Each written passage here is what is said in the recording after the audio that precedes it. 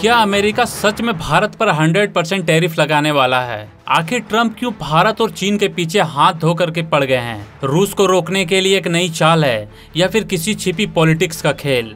Trump पहले कहते हैं कि भारत उनका सच्चा दोस्त है, फिर 50% टैरिफ ठोक देते हैं। अब खुद मान रहे हैं कि टैरिफ लगाकर उनसे एक बड़ी गलती हो गई है। लेकिन असली सवाल ये है, अगर टैरिफ उल्टा अमेरिका पर ही भारी पड़ गया और अमेरिकी लोग ही गरीबी के पीछे चले गए तो क्या होगा? तो दोस्तों, ये पूरा मामला क्या है, क्यों हो रहा है और कैसे आने वाले वक्त में दुनिया के सबसे बड़ी पावर गेम बदल सकता है, जानेंगे पूरी इस वीडियो में। इसलिए वीडियो को स्किप मत कीजिएगा, वीडियो बहुत ही ज्यादा इन्फॉर्मेटिव है। अब थोड़ा पीछे चलते हैं। अमेरिका और टैरिफ का रिश्ता बहुत पुराना है। ट्रम्प जब पहली बार राष्ट्रपति बने थे तो 2018 में उन्होंने चीन के खिलाफ एक बड़ी ट्रेड वार छेड़ दी थी। उस वक्त अमेरिका और चीन के बीच लगभग 735 बिलियन डॉलर का कारोबार होता था। ट्रम्प ने कहा था चीन हमें लूट रहा है और ये मैं बर्दाश्त नहीं करूंगा। फिर क्या हुआ? दोनों देशों ने एक दूसरे पर धड़ाधड़ टैरिफ लगाना शुरू कर दिए और पूरी दुनिया की सप्लाई चेन हिल गई।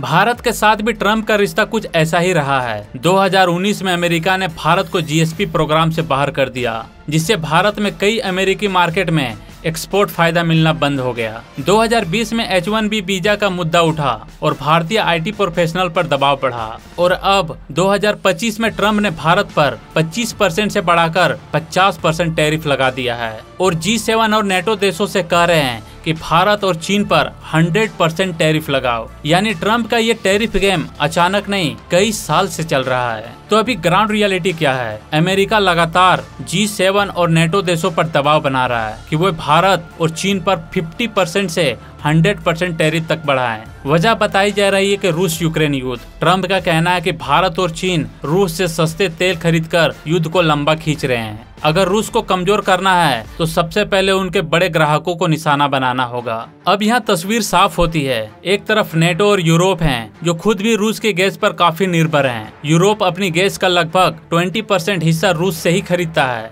दूसरी तरफ भारत है, जो सस्ते रूसी तेल से अपने लोगों के लिए पेट्रोल और डीजल के दाम कंट्रोल कर पा रहा है। चीन तो खैर रूस का सबसे बड़ा खरीदार है और अमेरिका का सबसे बड़ा दुश्मन भी। और फिर है ब्रिक्स, यानी भारत, चीन, रूस और बाकी देश, जो मिलकर डॉलर के खिलाफ एक नया पेमेंट सिस्टम बनाने की तैयारी में हैं। डेटा देखें तो भारत और अमेरिका का द्विपक्षीय व्यापार 190 अरब डॉलर से ज्यादा का है। अगर 100% टैरिफ लग गया तो भारत से अमेरिका को जाने वाली दवाइयाँ, इंजीनियरिंग प्रोडक्ट्स, कपड़े, चाय, मसाले, सबकी कीमत दुगनी हो जाएगी। चीन के साथ अमेरिका का व्यापार और भी बड़ा है, 700 अरब डॉलर से भी ज्यादा। वहीं ट्रम्प की टैरिफ नीतियों की वजह से अमेरिका में औसत टैरिफ दर बढ़कर 17% तक पहुंच गई है, जो 1935 के बाद सबसे ज्यादा है। और ये सिर्फ आंकड़े नहीं है, इसका असर सीधे आम लोगों की जिंदगी पर पड़ रही है। अमेरिका की एक यूनिवर्सिटी है येल, उसकी एक रिपोर्ट कहती है कि 2026 तक लगभग 10 लाख और अमेरिकी गरीबी रेखा के नीचे चले जाएंगे,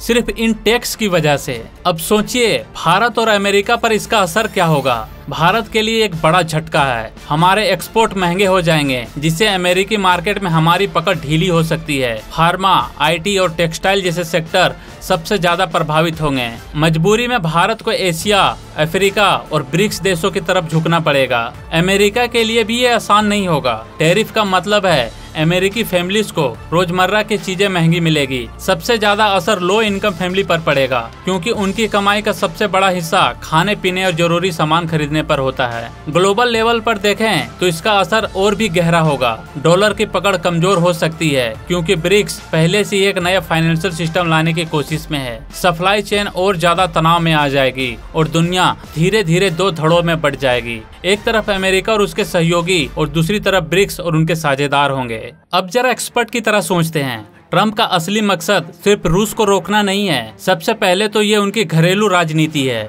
अमेरिका फर्स्ट का नारा देकर वो अपनी जनता को दिखाना चाहते हैं कि मैं अमेरिका के लिए लड़ रहा हूँ। दूसरा कारण है ट्रम्प चीन को दबाना चाहते हैं, लेकिन चूंकि भारत भी रूस से तेल खरीद रहा है, इसलिए इंडिया को बीच में खींच लाना आसान हो जाता है। और तीसरा कारण है अमेरिका भारत पर यह दबाव बनाना चाहता है कि वे अपनी कृषि और डेयरी सेक्टर को अमेरिकी कंपनियों के लिए खोलें।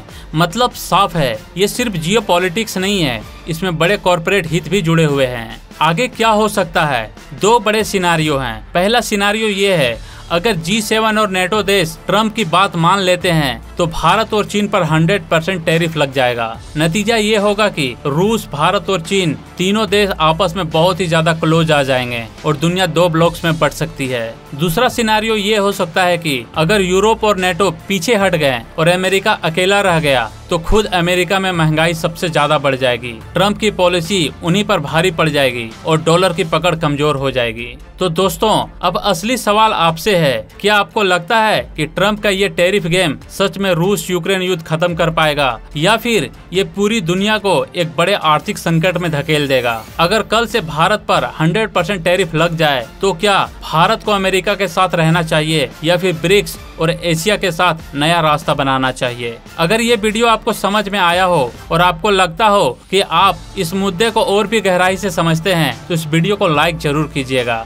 और अपने दोस्तों के साथ शेयर भी कीजिएगा। लास्ट में अपने राय को नीचे कमेंट बॉक्स में भी जरूर टाइप कीजिएगा। मिलता हूँ दोस्तों एक और नई वीडियो में।